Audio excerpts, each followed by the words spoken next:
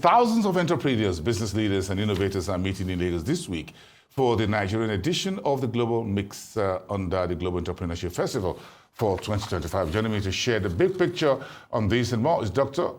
Some Francis, the project lead at the Global Entrepreneurship Festival. A warm welcome to the show tonight. It's good having you here.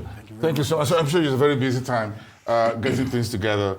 So coming in here, we really appreciate it. How's the global entrepreneurship shaping up under the current tariff uncertainties, President Trump, Donald Trump, firing everybody left, right, and center? Talk to me. Oh my God, beautiful. I think because we have, I would say, our own ecosystem that's built on relationship, very strong, solid social relationship and business relationship. We really don't tend to look at what the global market is saying because we form the market. Our coming together, our collaboration forms the market. So somehow when this kind of like headlines are going on, it's favorable sometimes because there are many opportunities that lies under it. And at the festival, some of those conversations will be happening and there'll be collaborations that we... You think Africa is unique? Of course, Africa is very unique. We all know the opportunities here. I don't even want to talk about that. A lot of people have spoken about that. It's now fully tap into that opportunity is what we are saying. And the conversation now is not even about Africa. It's Africa now taking the global stage. And that's why it's a pretty good thing for the festival happening in Africa. It happened in Nigeria last year, in Ondo State. Kudos to the state government. Yeah, I was coming to that. We hosted this before. But again, looking at the global landscape, when you look at sub-Saharan Africa, specifically now, if we talk about Africa, then we look at sub-Saharan Africa, and then you go down the west and the eastern corridor to southern Africa. What are you seeing around innovation and entrepreneurship within this region? I love the aspect that you highlighted, and I must say that that's the area that actually has a very strong focus to entrepreneurship, looking from the numbers to the drive, especially West Africa.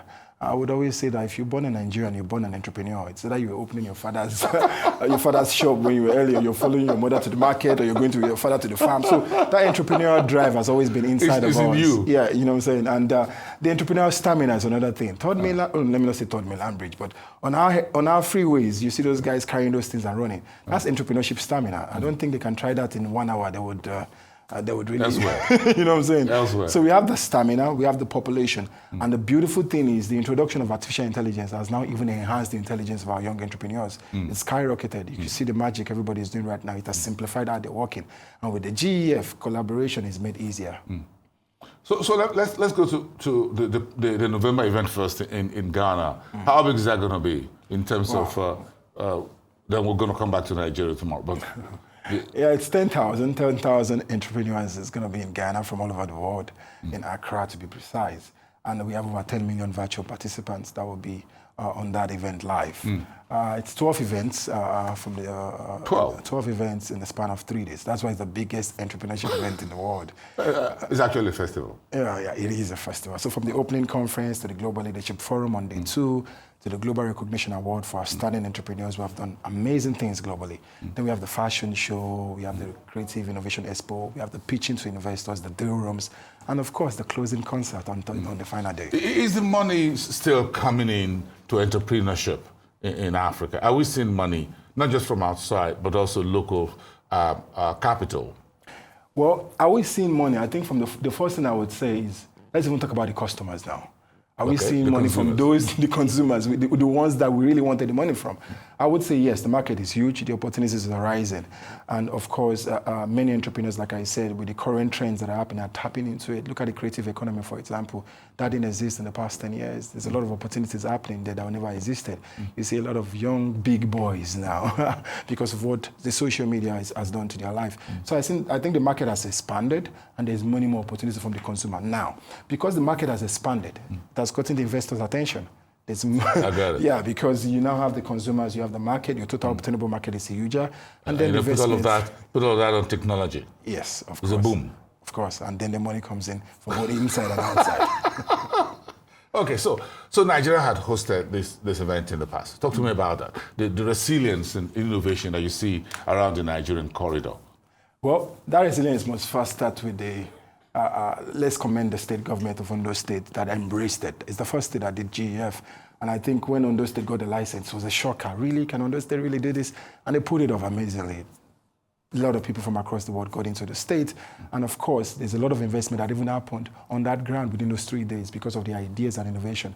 We have a program called EIP, Entrepreneurs Investment Program, where these entrepreneurs get to pitch their innovation and ideas to entrepreneurs. And during that season alone, we had a couple of investments that happened on day 1, day 2, and also investment that happened directly from GEF to the top 3 innovative ideas from the festival.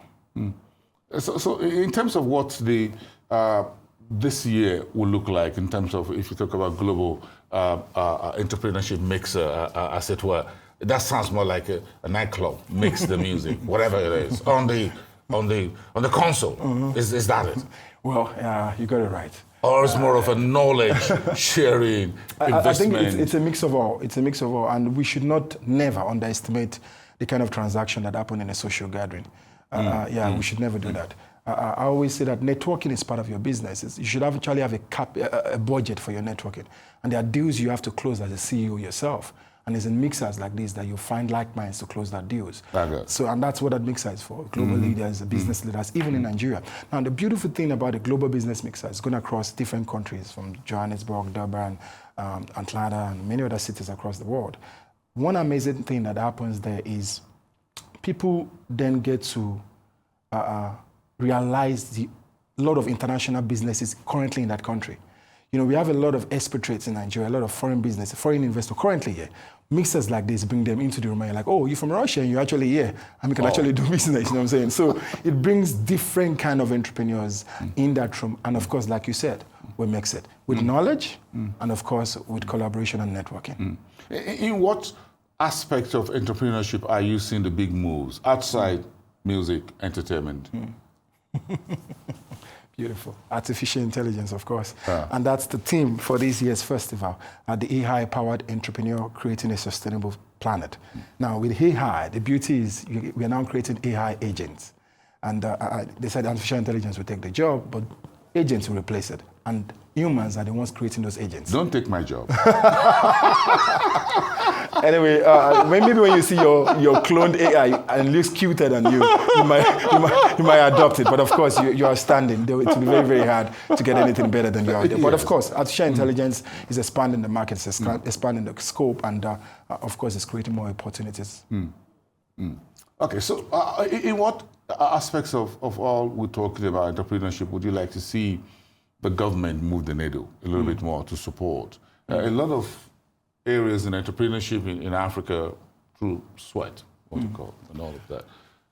Well, the ecosystem is huge and it has a lot of challenges. Is there any part of this whole arrangement in which you... I would definitely talk about infrastructure. You know what I'm saying? Okay. Infrastructure, in this day and age, with the way the world is going, if you don't have the basic infrastructure, you're really going to be lacking behind. And I mean very, very basic. You know, in some places in Africa today, electricity is luxury and Wi-Fi is mega luxury. And it shouldn't be so. If we don't have that, we're lagging behind in the world of AI, you know what I'm saying? So the world has changed. Failure to adapt means failure to exist. So if we don't give these guys what they need to be able to compete globally, they're going to lag behind. So at least, you know, if you can't do everything, just give us electricity. It's very important. We want to use it to enhance the economy. We want to use it to make things better.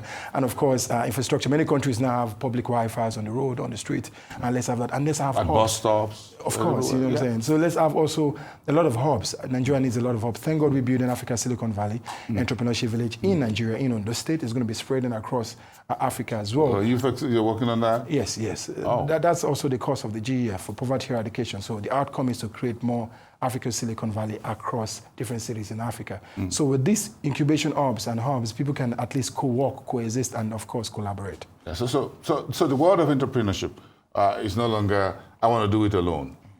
You can do it alone. You just have to plug into the big picture. Of course. Doing it alone now is even old school. Who still does it alone? Nobody does it alone anymore because I've gone into a stage personally that I don't even want to own anything anymore. And that's another realm of business where you just believe that the brand should own itself. And when you get to that level, it involves involving your team. And that's when your consumers, even your clients, begin to sell for you unconsciously. Oh, really? Yeah, and that's the realm business is at. Okay.